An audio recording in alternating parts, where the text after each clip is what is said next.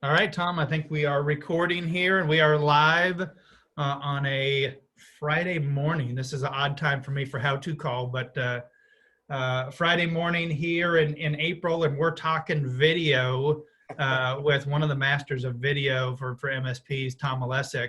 And I'll get you introduced here in a moment here, Tom. We got a bunch of people piling in. It looks like over 100 that are already on the call That's awesome. with it. Well, people love video, Jeff.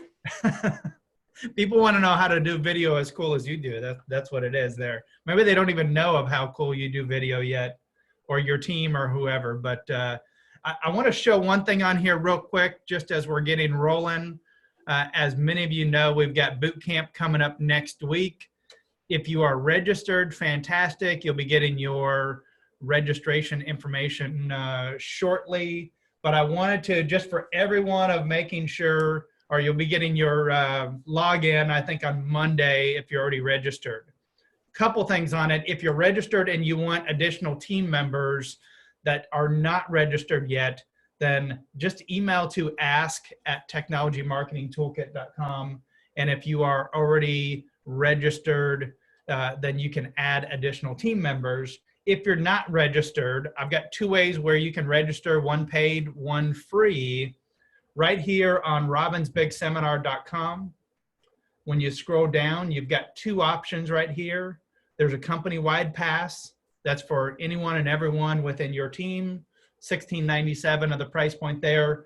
Or you can register for a free virtual exhibitor hall and vendor breakout sessions. You're also going to get one bonus session from Robin on that. So if you haven't done that one yet, make sure that you do. It's as easy as just going to robinsbigseminar.com and click on that one. So at a very minimum, you've got that ability to be able to wander through the trade show, see all the vendor sessions. I think we've got about 50 plus sessions that are out there, vendor sessions that we have that you can participate in. And so make sure that you do that today. I was just telling Tom right before we went live that we've got over 3,500 people within the MSP community that are already registered for boot camp for one of those two different ways. About 2/3 are paid attendees. About 1/3 of them right now are these virtual exhibitor hall. And it is going to be an awesome event. I promise it will not be just one big Zoom webinar for 3.5 days. We would not do that to you. That would be really bad. But we've got a studio set up for us, a small portion of us here in town, and we've got everyone else from a remote. It will be a very interactive experience, and so make sure that you get registered if you haven't already, and register your team members too. Even your technical, we've got technical track, something we've never done for boot camp before. So even your technical people have the ability to get on there as well and go to those sessions. I think it's about 14 technical track sessions that we have from a number of our key vendors and sponsors. So with that, gets a little bit of a warm up. We've got nearly 200 people that are on the call here now. So I'm going to pass it over to Tom. But before I do, just a little bit of an introduction of Tom. If you don't know Tom at all here, Tom is a Better Your Best champion from, is it 2012, Tom? Is that the right year? It's a long time ago. He is a veteran Better Your Best champion and drove away with a Mercedes. You still have the car? I'm still driving it. Still driving it today.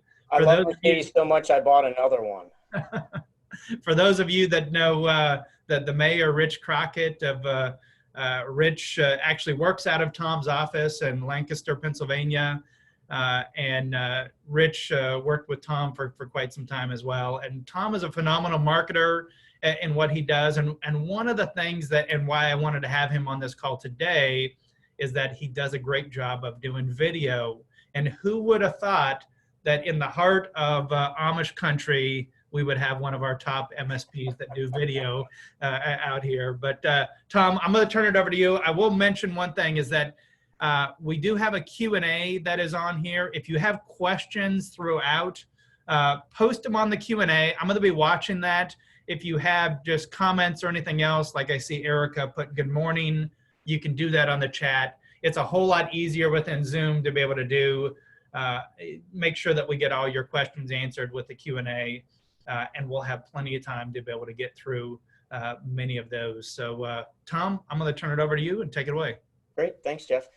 You know, years ago when we first joined the Producers Club, we really started to embrace video, and Rich and I would just shoot video at random. In fact, he nicknamed me One Take Tom because we didn't have the ability to edit any video. So if I couldn't do it in one consecutive run, like we had to reshoot it. So I had to get good at just getting on camera and just talking and have it be good from start to finish.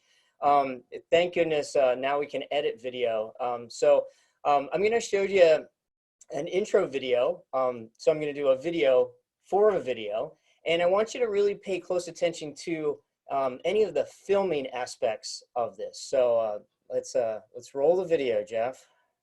For most of you, the idea of video marketing is really intimidating. You might be thinking, it's just too hard. Maybe you think it's too expensive, or it's going to take too much time. But more than likely, you're really worried about you don't want to be on camera, and you really just don't know how to get started. But video marketing doesn't have to be that difficult. Today, I'm going to show you my simple step-by-step process you can use to create effective videos that actually help bring in business. And now, over to you, Tom. All right. So did I hit some of your pain points that you have? You know, you're shy, you don't want to be on camera, you think you're going to sound awkward. Just go ahead and type in the chat if I kind of hit some of those highlights of what your biggest concerns are with video. And Jeff, I guess I don't see the chat, but you can give me feedback as we go. Yeah, Doug's saying all of the above. Terrence is saying lighting, lighting, lighting. Yeah, lighting's hard. John Parks needs to look good. John, you always look good. Like you're the stud of the Producers Club. I don't even know what you're talking about. Let me see, fumble with words and facial expressions, what stuff to get. Yeah, those are all great things. So let's talk a little bit about why do you want to do video? So to me, one of the biggest strategies that we have, you know, in marketing is that you're doing things so that you can be perceived as the expert. And video is one of those ways that we can really make that connection with people to say, oh, I get it. You're the one talking, so you must know what's going on. Next, and this is one of my favorite things, is all the videos that I produce, I will meet people that I've never met before, and they will have watched my videos, and they'll pretend like they know me, but I don't know them. So in the sales process, if they already feel like they know you, you're already one step ahead of the game to get that deal closed because they already have that comfort level with you. And the next thing is it's really going to help you stand out, right? How many other IT companies are really putting together great videos and educating people, and there's just not a lot of people doing it because you know you think it's hard, or you feel like I'll be awkward, those kind of problems. And finally, the reason I like doing video is like people love watching videos. When we switched, so we shot video for a while, Rich and I did it, and then for whatever reason, like, you know, you just get in a bad habit and we just stopped doing video, and then I didn't do video for years, and then I started it back up again, and you know, people just really like doing video, and I really feel like it had an impact on our marketing when I took kind of that hiatus. And now what I'm seeing is when I send out emails with video, Jeff, like the open rate goes through the roof. So, and we've watched, like, people are really engaging with their videos. So, you know, people just like it. So here's how I use it. And this is the trick. Like, if you're going to take the time to really produce videos, you want to make sure that you're really using them effectively. So the first way that I use them is in email marketing. So instead of me just sending a blog or a newsletter, I'm going to send that video in the email. It's great website content, right? So now I've got a video blog instead of just a regular traditional blog. And then you can also use some of those videos. So let's say you're talking about cybersecurity, or you're selling ID Agent, right? Now you can have videos of you talking about that service actually on your service page. So it's a great way to add content.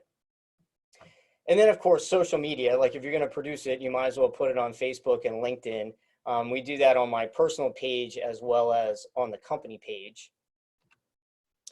And I like to use it in the sales process, Jeff. So you know how like you've got somebody and you had a great first meeting, and then sometimes they go silent when you're trying to get back in touch with them to try to get that decision or get that next meeting.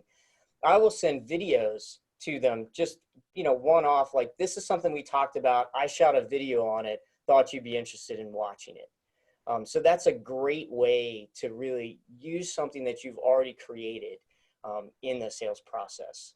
Hey, Tom, just to jump in on that, do you use, it sounded like of what you just said, you use that already created content that you're sending to them. You're not doing the one-off of saying, you know, hey, Tom, you know, we met a week ago type of video. You're not shooting a new video.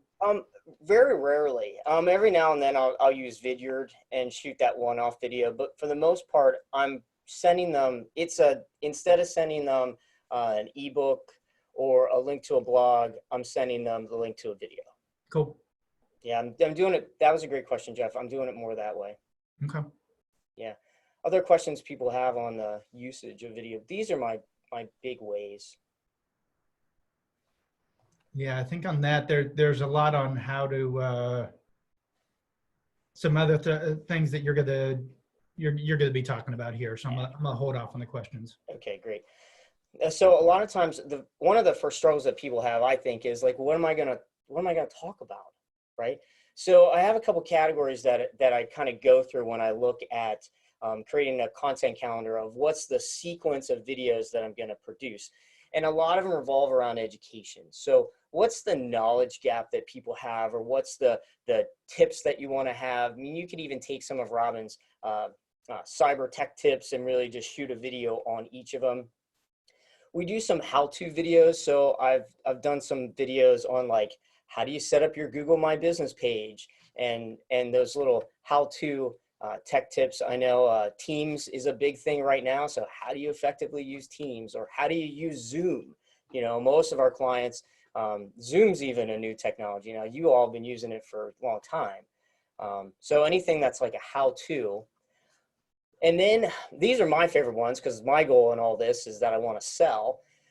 So there's always some kind of close that I'm going to put in there. So what's their next step? I want them to download something. I want them to go to my website. I want them to raise their hand. I'll come do a free analysis or whatever it is.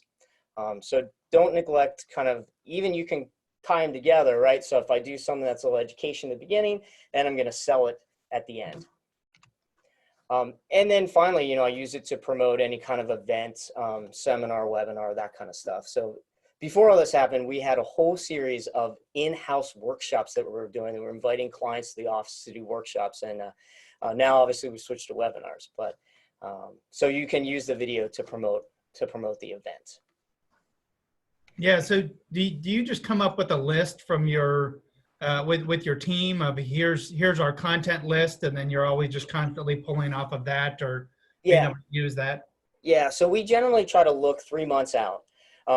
To say what are all the topics and how do we rotate through services. So in the perfect world, I'm tying it to a service so that I can then use that video on a service page on the website, or I'm trying to sell that particular service.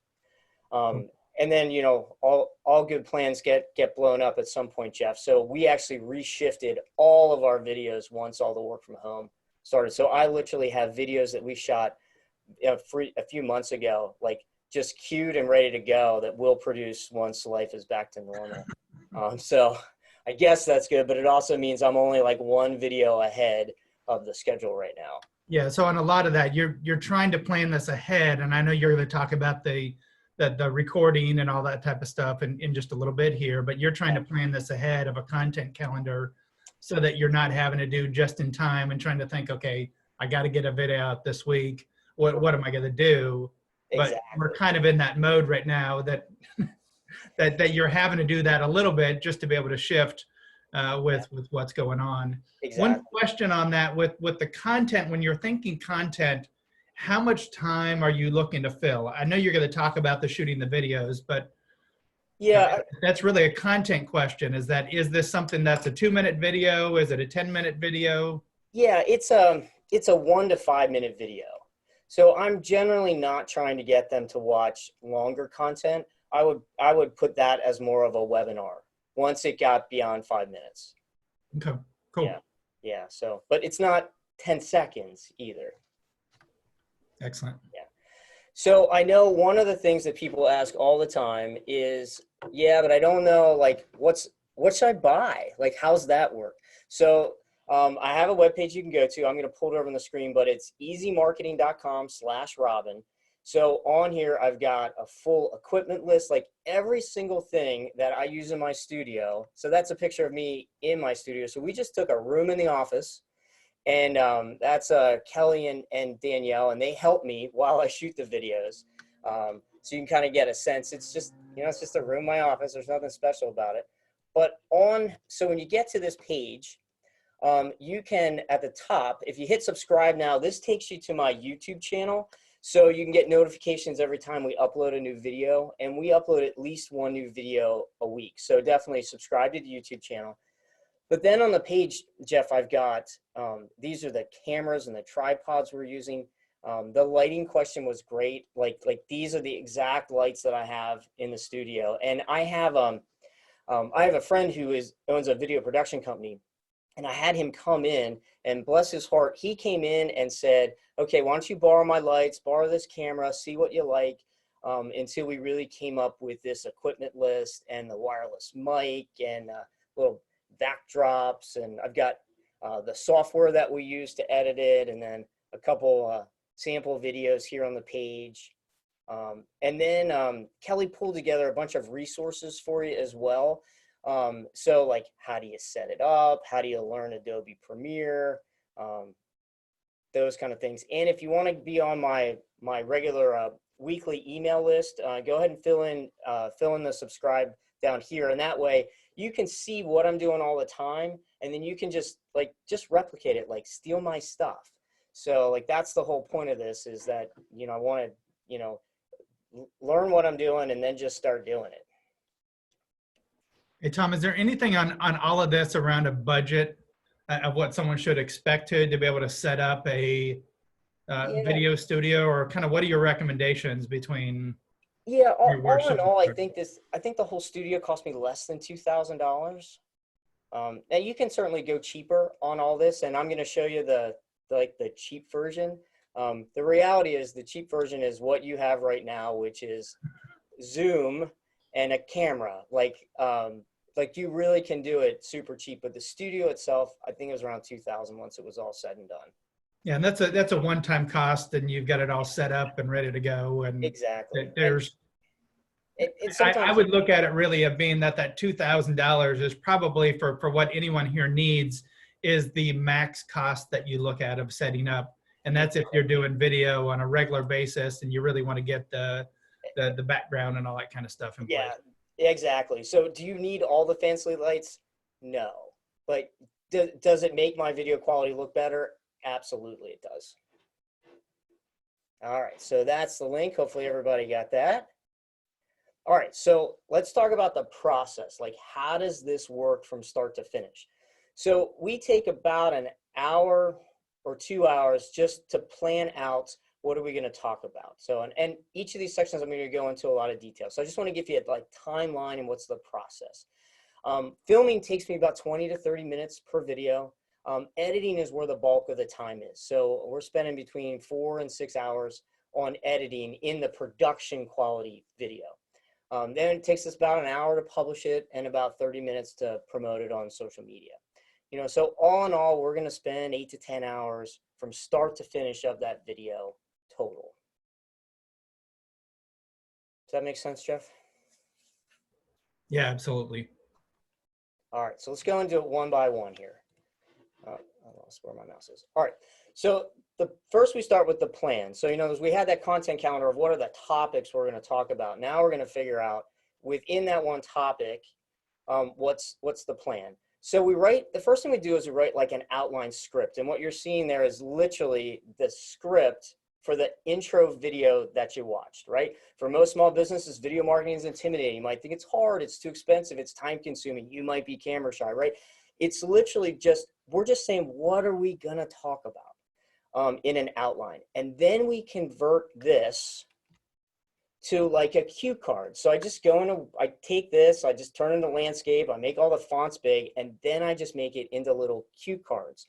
So that literally Kelly is holding the cue card underneath the camera lens. So I'm just trying to read. And my biggest obstacle is looking down. So that's honestly, that's the hardest thing about the cue card is reading, and not one, don't sound like you're reading, and just visually that your eyes are kind of staying in the same direction. So, you know, if you can read, you can do this. So, all right. Then next, we film it. So it's on a simple backdrop. This is just a white, big video sheet of paper kind of thing. We test out our lights, make sure that looks good. And the trick here, and it's probably the most uncomfortable part of filming for me, Jeff, it's that we keep the camera rolling all the time. So I'm going to make mistakes and I'm going to start over, and I'm going to like be goofy and ridiculous. And every now and then I swear, do something like I'm getting frustrated with myself. But we just film through all that. And we do that because once you get to editing, it's easier if you're cutting out pieces in one long roll than if you're trying to pull different pieces in. But really, it only takes about 20 to 30 minutes. Sometimes I get it faster than that, but for the most part, you know, it's pretty quick. All right. Then we edit. Now, the neat thing about editing is you can slide words up on the screen. So this is literally just a screenshot of the editing software where Kelly or Danielle put words on the screen. And then we put our little logo on it, and we make what's called a jump cut transition. So in other words, because I'm not getting this in one take, and I'm refilming the same little cue card a couple times, so they have a couple choices, then the screen will jump, or it might zoom in or zoom out, or they'll shift me to the side so that it looks like it's one continuous take. And then it's, you know, it's under 5 minutes is what we're shooting for. Hey Tom, how much does it take to learn this type of software? I'm guessing this is not necessarily something that you do everything. I literally do none of it. I have no idea how to edit it. But Kelly learned it really quickly. And then she taught it to Danielle, and Danielle edits the video. So it's not that they're not really, really smart women. They really are. But I definitely think it's a learnable thing that hopefully, you know, you can get your marketing manager to learn it. And there's all kind of like online tutorials and that kind of stuff. Well, and I will mention one thing on this too, is that look at this whole thing of where Tom's got people on a staff. If it's just you, mm-hmm. then it can be, I mean, there's a lot of college kids, high school kids, all that kind of stuff that are just hanging out right now, that they can figure this stuff out probably faster than we can, Tom. Well, exactly. In fact, my kid has gone to a film camp for 3 summers in a row, so I'm hoping to bring him in instead of using the Apple product that he'll learn it on Adobe Premiere. So, cool. Keep going. All right. So then you want to publish it. So we take the video and we upload it to YouTube. I know you could use Vimeo or some other platforms, but we're a big fan of YouTube. So then we optimize it so you can, when you upload it, you can put in keywords. Then we transcribe all the text. So everything I say in the video now gets typed out because we can put that in YouTube as well, and that helps with the optimization. So this is, you know, that's the YouTube channel. And then we publish it to our blog. So the text that we have in the blog is literally just a transcription of what I've said in the video. So it's pretty simple from a publishing standpoint. All right, and then you're gonna need to promote it. So we take the screenshot of the video and then we put that in the email. So this is the screen capture of what one of our emails looks like that we send it in. So the play button's on the video. So now we all know you can't actually hit play and have it play within the video native because Outlook doesn't do that. But then it takes it over to our blog page where they can play it. And then we promote it on social media as well. So, and there's an example of what a social media post looks like. So pretty simple. Okay, so I want to show you, so you understand our studio quality. I'm going to actually show you one of our Ask Easy videos. I'm not going to play the whole thing. I'll play most of it. And then I'm going to play you my Zoom low budget video. I know, Jeff, you're going to get a kick out of these. My email list is so small. How should I grow it? Or should I just buy a list? Email marketing is a no-brainer for most small businesses. It's easy to keep in touch with customers, it's cost effective, and it's the preferred way that most of your customers would love for you to stay in touch with. The problem is you need a list. If you already have a big list, great. But for most small businesses, you don't even have a list. So where do you start?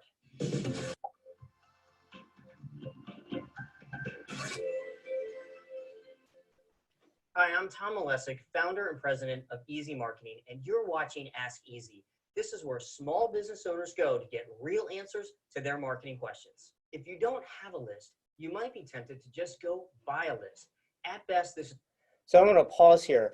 So every video that I shoot has this like little intro and then has my little like Ask Easy play thing in it. And then I introduce myself and then we go into the rest of it. I'm going to play a little more of this. I'm going to kind of fast forward to the end so you can kind of see more of the close. But I want you to notice all the jump cuts so you can kind of see like where things kind of like didn't happen in one take. It's a quick Band-Aid rather than a long-term solution.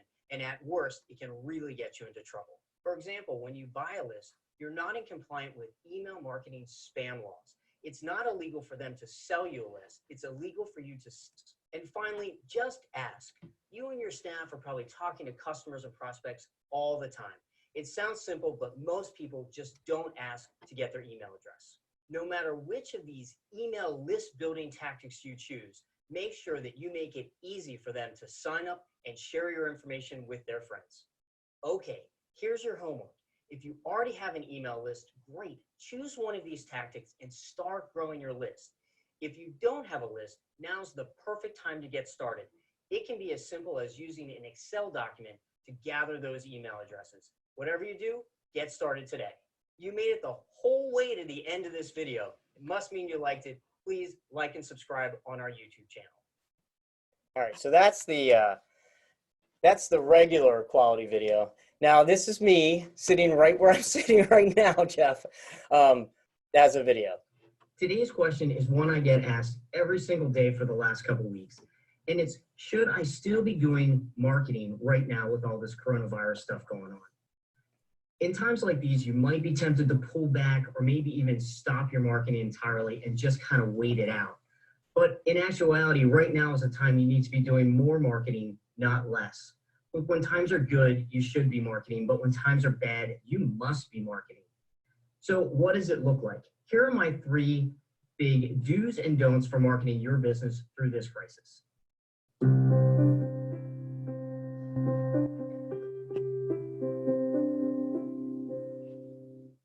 Hi, I'm Tom Malesic, founder. Okay, so you can see the radical difference between this version and this version. But so right now, every single one of you can shoot my COVID quality videos, right? It's just, I literally record it in Zoom. So it just like couldn't be any easier. Like there's no equipment list, you already have everything. And so I have the script on the screen that I'm reading essentially. So I have notes, sometimes it's a bullet point. I am getting more of one solid take in these than I do when it's in the studio. So it's a little different, but it's still a great video, regardless. Yeah, and so the big thing on that is that for right now, if you don't have this and you want to get started on video, you can adjust. You can do it at the like you said, the COVID-19 quality videos. And then I'd say even as part of this is that what you're showing is what you can work up to as well with it when you're back at the office, when you've got budget, when you know you're going to be doing these videos consistently and you've got all the pieces together, is that don't think that you have to wait and have all of the whole setup ready to go, is Yeah. that you can follow all these things, especially if you do just a little bit of some video editing in there and have someone do that. It can really improve the quality of it. Yeah, and we're doing video editing in there. It's just not nearly as much. All right, so here are my tips on how do you be good on camera. And this is I think the hardest part of all this, because we're all self-conscious to some degree. And like at first I was worried about how many times I had to go through it, right? Because I was starting to feel stupid. Like, oh my goodness, how many times is it going to take to just to read one little slide? Then, you might be worried, well, are you appearing goofy, or like, I don't know, if you're just insecure. So I said, you know what, be yourself, goofiness and all, or if you're super serious, you be super serious in the videos, because the reality is we're using them in the sales process, and we don't want to be a different person on video than the person who shows up to that sales meeting, right? This is just part of how they're going to help to get to know you. I think it's hard to just speak normally, right? Sometimes we get our weather anchor voice going on, and then we sound silly. So just try to speak, just like you're talking to one person.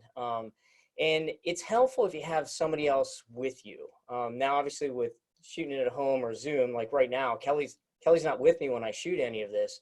But when I did in the studio, it's really helpful because she'd say, well, what if you say it this way? Or do you mean this? And it also gave you a chance that like you really are talking to a real person. So those are my tips on how to be good on camera. Yeah, and I think as part of it too is that I think of being yourself, but knowing that when you're editing and when you can go back through it is sometimes of where you can test out. And I would recommend that you test out of being more animated or doing some different things. You can always leave it on the cutting floor of the video editing there, but you can try some different things, not going completely away from who you are as a person, but doing it of where there's some things I know you do on your videos of where it's perhaps a enhanced or uplifted version of who Tom is in normal everyday conversation, but it's not completely outside of who you are. Right. Because you don't want to be bored in your video. Yeah, so you need to have enough energy in the process. Okay, so I did this presentation, Jeff, was it like 3 months ago for the Golden Cone? And so these are the results that I got just from a few months of sending my video email. So I booked 5 appointments at that time just from, they got my video email and they said, oh, I want to meet with you about X. I closed 2 deals that I can directly attribute to those appointments for $27,000. And then I had 11 other sales for $154,000 that were people who were actively engaged in my videos in the process. So, it's definitely, I wasn't getting those results when I was just emailing blogs out, guys. Like this was a big shift in response rate of people responding and saying, oh yeah, hey Tom, I should talk to you about that. And this was just over a couple month period that Yeah. you were tracking with that prior to the first time you presented this too. And so this is not like 5 years of results of doing video and that's what you've gotten. It's just a few months of doing it. And Exactly. All right, I want to show you one final video. I want you to kind of pay attention to the jump cuts, and then we put bloopers at the end. So we'll let you enjoy the video. What I want you to do next: find a space in your office that you can shoot the video. Buy the equipment that's on the equipment list that I'm giving you. Write your first script and just do it. Shoot that very first video. Then let me know how it goes. I really want you to be successful at this. Also, I want you to go to my YouTube channel right now and subscribe so you can steal everything that I'm doing. If a goofball like me can shoot videos, you can too. Don't forget to vote for me, Tom Olesic, for the Golden Cone. For most of you, the idea of video marketing is really intimidating. I look down. Is really intimidating. Did I look down again? Can't get the first line down. All right. You're probably thinking, I don't know what you're thinking. All right. If a goofball like me can do this, you can do this. I look down. if a goofball, does that look confusing enough? You're like, you're a goofball. All right, there you go. So you kind of get the sense, Jeff, that like I make lots of mistakes, and through the magic of video editing, Kelly and Danielle make me look great. So awesome. Hey, we've got a ton of questions here. I know some of these things you've answered as part of it, but I'm gonna just go through these. So Rob Patterson's asking, he wants to be clear, Tom is okay if we steal his content to use in our own videos. And yes, Rob. Yep. Definitely do that here. I'm gonna go back to the start. How do you, I mean, you answered it a bit, but Pedro is asking, how do you not get off track? And I think it's mainly of where you've got it scripted out, you've got the cue cards, and even if you do get off track of something, you're just rolling continuously there, so you know you can go back or your team can go back and edit. Yeah, you're following your script. So in other words, you created a plan of what you want to talk about, and you just have to stick with your plan. Do you ever do videos of where you have someone else on video with you, or is it always you talking to the video? Right now, it's just me talking to the video. But years ago, I've done other ones, and I think that's going to be kind of a next level video for us. Interviewing customers. I know Satima Fowler does a great job with interview videos. So the web address you can take a look at for that is rochesterrockstars.com. Jeff, you can probably post that in the chat or something. Yeah, I will. And I'm putting I will note as this, a few people were asking for things like, hey, where's your YouTube channel? If you just go to easymarketing.com/Robin, yeah, then it's on that site. Yeah, it's right there, right at the bottom. If you click this subscribe button, that'll take you to our YouTube channel. And then I'll put it up here for Satima's as well. Satima still has just a few days left as our reigning spokesperson. I know. I'm excited about the pass off. We were discussing it this morning, Jeff. Oh, I misspelled it here.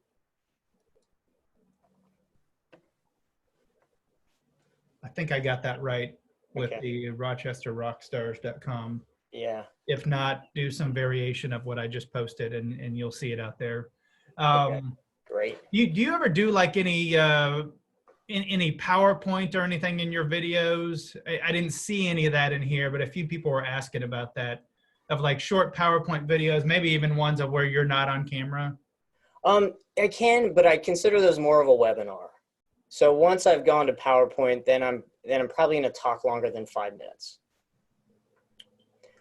From a production standpoint, how many videos do you make each time that you do a session? So are you just doing one of them when you're doing it and you've got it ready to go because of the planning and everything else? Or are you doing multiple in a session? Questions. A lot of times it is just one. Every now and then I'll do 2. Like this weekend I came in and shot 2 just because I was a little behind. But for the most part, it's 1 or 2. I generally don't shoot more than that. Is there, you mentioned Vidyard. Is there a benefit to hosting it there versus YouTube? Vidyard would be the one-to-one video because you can't really edit Vidyard, and I don't think I'd want to host it there more from a marketing standpoint. I think Vidyard is great. If I'm just going to send you a personal message, Jeff, then I want to do it because it's so quick and so easy. Like I use Vidyard every day. Every morning I shoot a video for my staff, now that they're all working from home. And that's, if the video takes a minute, if the video is a minute and a half, it took me 2 minutes to do this from start to finish. Right. So, I would use Zoom because you can edit it. Brian's asking here, what type of content have you seen work the best and get the most engagement? Is it education, tech tips, product demos, tutorials, tech stuff? Yeah, I haven't been able to say one works significantly better than the other. Yeah, and so it's really more of it of what you're saying there is that, yes, put all of it out there, and you just, sometimes you never know what's going to get someone's attention. Right. With that. Even if you get engagement there might be one that doesn't get a lot of engagement, but it actually creates a sale.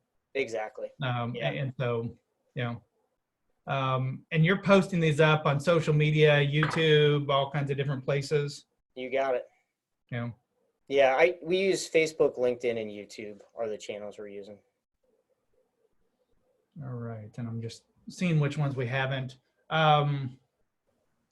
With the background, have you looked at doing any of this? You have that nice white background, so there were a couple questions on it. One, how do you make it look so white and pristine? Is that the lighting? It's the lighting.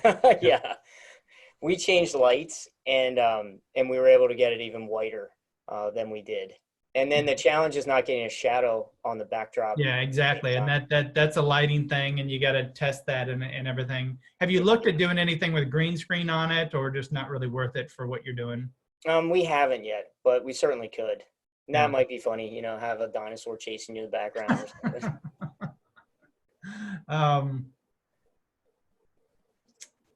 Yeah, I mean, there's some of these questions of technical ones. I know Tom's got his recommendations out there. Someone was asking about DaVinci Resolve FX versus Premiere. Yeah, I'd say whatever video platform you're comfortable with, just use it. I don't think the platform is the big deal. Like whatever software you want, just edit the video. So talk a little bit about just a little bit more in detail of when you've got your jump cuts or the zoom in and what the reasoning. I know you mentioned it before, and I'm not sure if it was before some of these questions here, but just talk about that and what's the reasoning for that to be able to make it a nice clean video. So when you get repositioned on the screen a little bit in those jump cuts, it doesn't look like that's where a stop and start in the video was. So because I'm taking each cue card slide and I might talk through that 2 or 3 times, we might cut in the middle of some of those because I stumbled or I paused or I said, and Kelly's trying to cut those things out, and you can cut them out in the video if you move the person on the screen a little bit. So it might be that I get closer to you, I get further away. Anytime a motion happens, then you don't notice that it was a transition.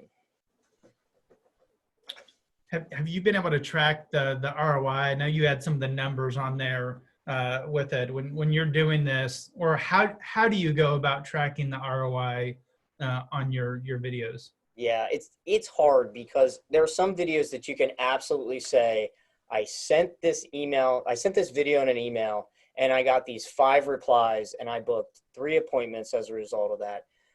So you can track it that way from that the video email was the source. And in other cases, it's harder because we use HubSpot, which is like Infusionsoft. So I can watch how many people open my video emails as well, which is nice to see. So I can say, well, during this 2-month sales process, they watched 6 videos or whatever it was, right? So I can attribute it that way as well. Have you tested any difference sitting versus standing, or is it just more of a personal preference? And I guess on the Zoom, the cheap version, the sitting is going to be easier of doing because you're at your computer and it's not a whole setup. Well, I do have a standing desk. I did think about that, but I might try something like that, Jeff. I just haven't yet. Most of them, all the other ones are sitting. Yeah. If I'm at my desk. You know, I think it really depends on your setup, how it is. Don't make it where it's uncomfortable there. Make it where it's comfortable for you and you can see what it looks like on video, on camera. Some of it, kind of like you're saying with the standing desk, is that I actually ended up having to come into the office just to do this this call today. Long story of it, but I popped in here and I'm standing throughout the whole one. It really doesn't matter between standing where I am right now versus if I was sitting here of doing this. Yeah. But there is, if you were sitting and doing some of the videos, the in studio that you have, you just have to look at it and see. It's going to be different per person of what they're comfortable with and what they're doing. And you might want to do some sitting at a desk, and maybe it looks more like a newsroom. Like you can create kind of whatever you think, you know, what theme would kind of work for you? What do you feel more comfortable with? I don't think the sitting or standing is what's important. I think it's that, like, you just need to get started. Don't let perfect or should I do this, should I do that? Like, just do it. All right, let me see. Have you considered a teleprompter so you look directly into the camera, not look down? You know, I asked my video guy that, and he said that even he would rather not use a teleprompter with clients when he's shooting professional videos. He said, I'd rather just feed you the line. So I haven't. One question on here. Yes, I will make sure that with the recording of this that we'll post up the slides. I'll post up a PDF version of the slides so you have access to those. Couple questions on here. Are you in the current COVID quality videos? Are you editing those as well? I know you mentioned that, but that was a few of them, like things like how do you put captions on the Zoom video? It's because you are actually doing some editing to them. That's correct. Yeah, I'm still editing the Zoom videos. They're just not as heavily edited as the studio videos. Cool. All right, I'm just because you can do less in editing the Zoom video because there's a background. The reason that we can so heavily edit the studio videos is because it's on a white background. So it doesn't, like, Kelly can shift me off to the side and it's still fine because everything's just on white. Whereas it's harder to shift me off to the side. In fact, when I'm shooting those, I'm trying to actually just like be off to the side a little bit so that she can put captions over here, you know? Yeah, absolutely.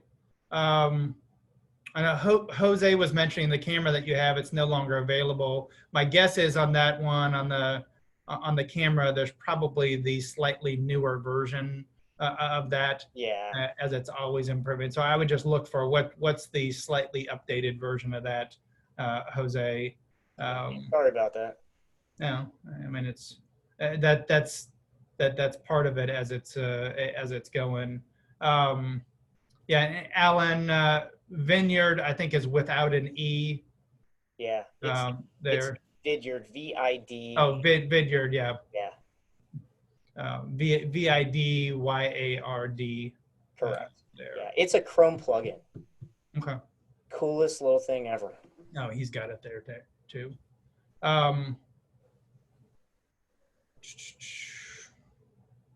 Some people were asking about there's just a ton of questions here of that are going through. I'm just trying to weed through them.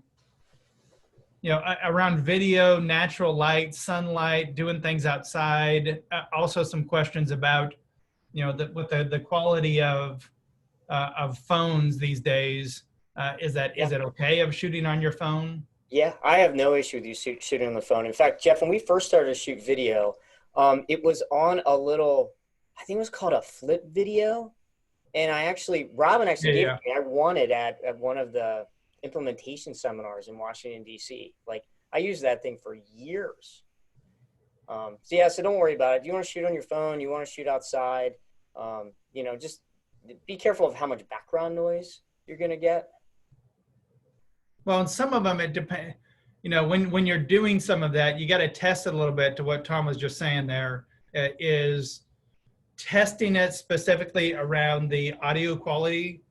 I know we used to do it, and there's ways of still being able to do it. Whenever we did anything on, whether it was with the old flip video or being able to do on the cam or on the phones or any of that type of stuff, of being able to do a plug-in microphone. I know Robin's done that many times before, of just having that, and it's like a long 30-foot microphone cord that you have, so you have the ability. I know there's you can get wireless ones and all kinds of stuff now of doing, but that's a testing thing to be able to see if you're doing it, because you don't want it to sound like you're that reporter that's reporting a hurricane. Yeah. And the wind is going through. People are not going to really like that. Yeah. But I used to do, like, when Rich and I did these years ago, we used to just do them on the spot. Like, I'd be on vacation and we're in a car museum and there's some like super old car, and I'd compare that to your old computer network. And it didn't matter, you know, it was 35 seconds to a minute and a half. And I'd literally just hand the camera to my wife and say, hit record, honey. And she'd record it. She's like, what are you going to say? Don't worry about it. It's in my head. She's like, I married someone who's crazy.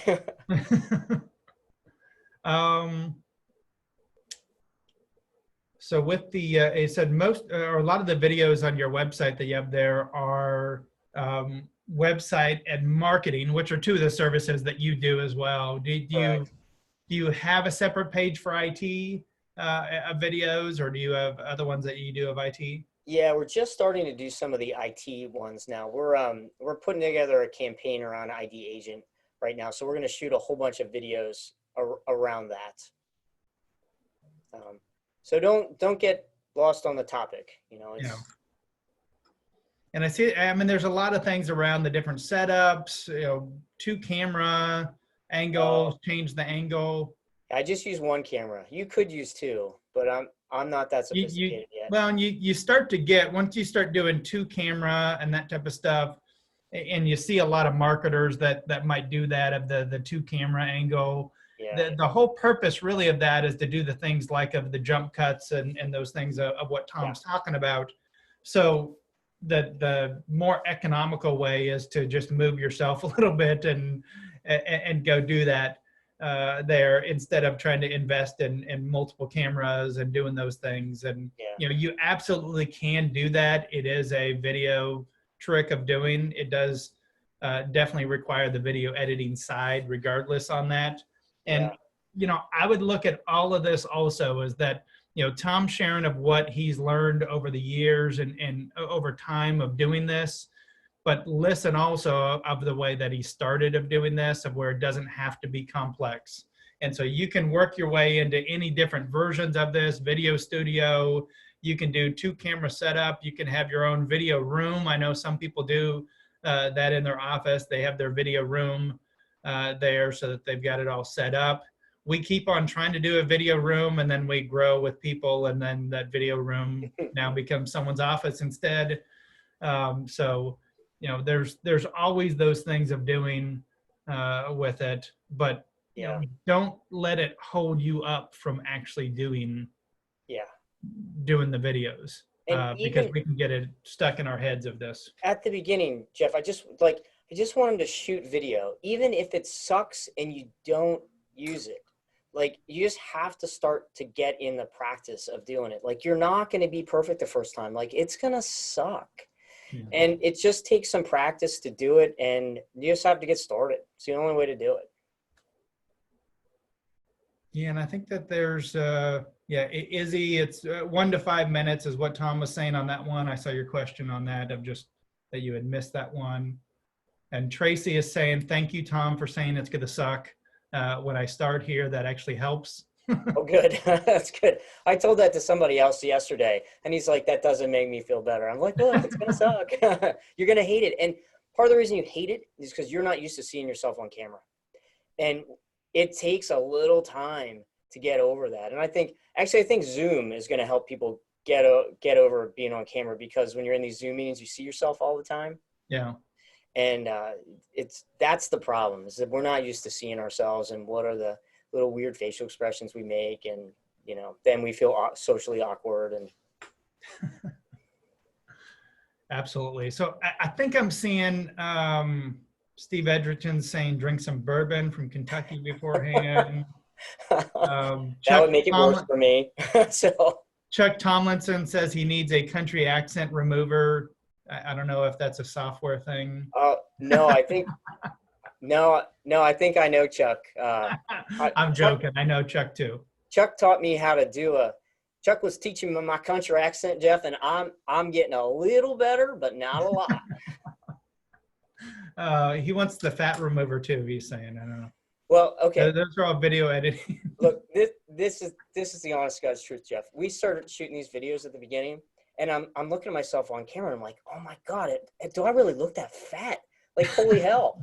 And I've lost like 25 pounds since I started doing these videos. I want to, I'm doing the crazy diet thing now, So that's your weight loss technique, is shooting yourself on video a bunch and having to watch yourself. Pretty much, yeah, that was effective for me. So you know what? If you need to lose a couple pounds, shoot some video. Well, there you go, Chuck. One more that I've got on here that I think we covered just about everything. They've been flying all over the place of these. Michael was asking about whiteboard services of any type of things with that there, or whiteboard drawing services. Yeah, there's videos. Yeah, we've done some whiteboard videos. The service that we use, it's a software tool, and it's called Doodly. I think it's Doodly. So just Google Doodly, and I'm sure you'll find it. I actually found it on Facebook. That was one of those Facebook ads that came to my feed. I'm like, ooh, what's that? And I bought it, you know. So, yay, Facebook advertising. And it's not super complicated, but it's time consuming because you're going to do all your own draw paths to make the handwriting work. Mm-hmm. So, you know, don't think you're going to produce one of those whiteboard videos in an hour. Like, it's probably 15 hours, maybe 20 the first time you do it. It's a lot. Gotcha. But they're cool. So that's something to give to a good artistic high school or college student. You got it. You got it. You got to do the voiceover track. Yeah. So, yeah, absolutely. Yeah, the way we did ours is we had a whole whiteboard session. So in our conference room, we said, okay, let's talk through what are the pictures going to look like? How are you transitioning from one picture to another? So it's, you know, you gotta come up with a concept first and the script, and you got to read the script and then produce the pictures that match that. So. Yeah, so I've got two last things. One question, and then I'll give one comment of something as a recommendation for those that are out there. So Tracy said, sorry, I had to leave the room for a few minutes. She's got a good question that I don't think we've answered here is who is in the video? Her husband's the CEO and president and network engineer. She's marketing. Is it her or him in the videos? That's a great question. I think it could be either. I would start with whoever is more customer facing, and I'd start with that. And you could both do videos, you know. So one of the things we've been talking about is who else in our team are we going to put on camera?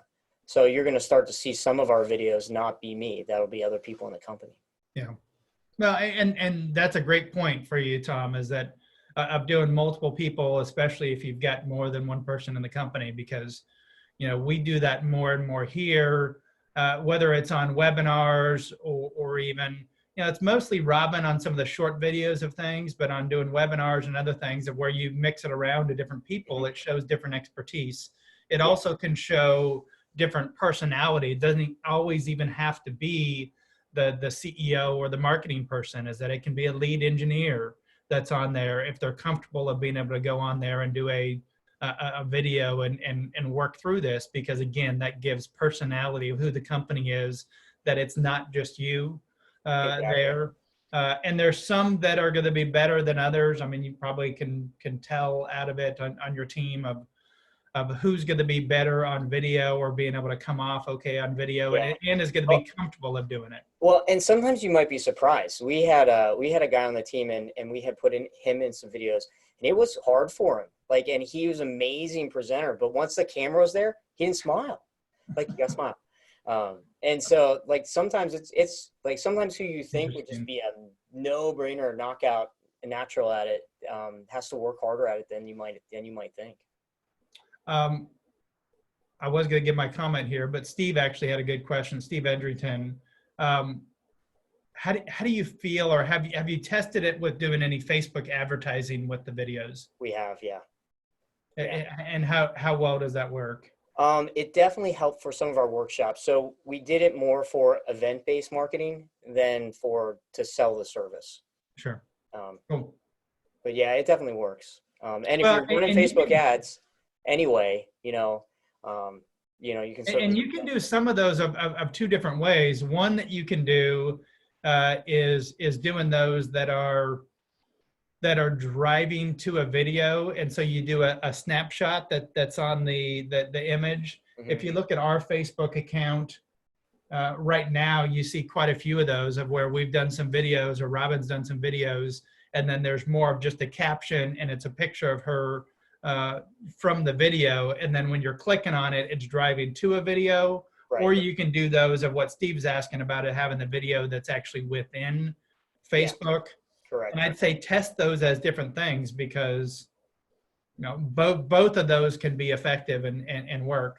The nice thing about being able to drive it to another page there, you might not get the people on their phone as much that are doing that and driving to a separate page. Maybe you will. I don't know 100% on that, but you can actually have call to action a little bit better. You can have downloads. You can have that type of stuff if you want to give some people some things that are on there. Now, one last thing that I'll give as my own tip of something of taking the complexity out of this, especially when a lot of people are doing these from their desk or working from home. And it may or may not be easy enough to do because if you try to do it on Amazon, I think the time of getting these delivered, but getting the pop-up green screen for behind yourself on your video.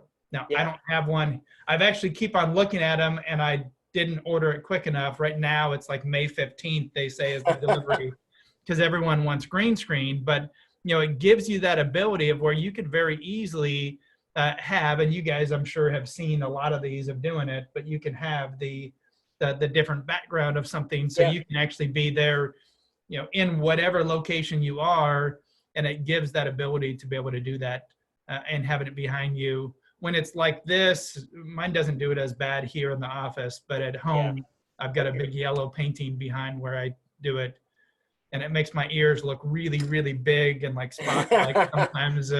Your arms disappear. Yeah. Yeah, I know. With it, but that's another, if you take the complexity out of it again, of where you can get one of these green pop-up green screens behind what you're doing, it's super easy to be able to pop right into Zoom and some other video here without even having to edit. And you now turn something that's not a great looking setup.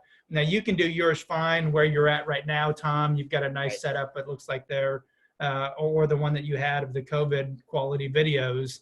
Yeah. But a lot of people don't have that, and they don't have studio set up, and they're not going to take the time. And so for $100, you can get one, and you're shooting just off of your camera, doing a Zoom video, and you can just get it done that way. Exactly. That's a great tip. And even in there, they have the ability of doing it if you've got a green screen of it. I actually even have a fun one here of where this is kind of for any of us that have been on calls here, that you can even freak people out of having someone else walk in camera here. So there's Mark Sheehan walking in. Oh my gosh, that's great. So he recorded that and one day said that he had been working all weekend on a clone. And then he played that video, and that's his normal background. I don't know, more than one Mark. That might not be good. It's like that whatever that movie is of where they get kind of dumber and dumber as you. Oh yeah, duplicity. Yeah, duplicity. Yeah. So you got to be watching out of cloning. But that's one of those ones of the green screen feature of doing that, of where that's an easy way to be able to get started and do these that you have just right from your computer. Yeah. Idiocracy. No, I think it was a different one. All right, there's a few other things that were up here, but I think we caught just about all of it. I'm going to post this up on the how-to series.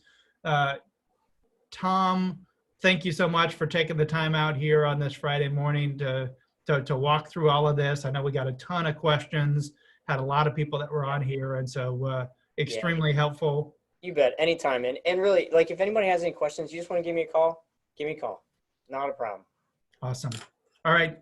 Thanks, Tom. See all of you next week at boot camp. All right. We'll see you.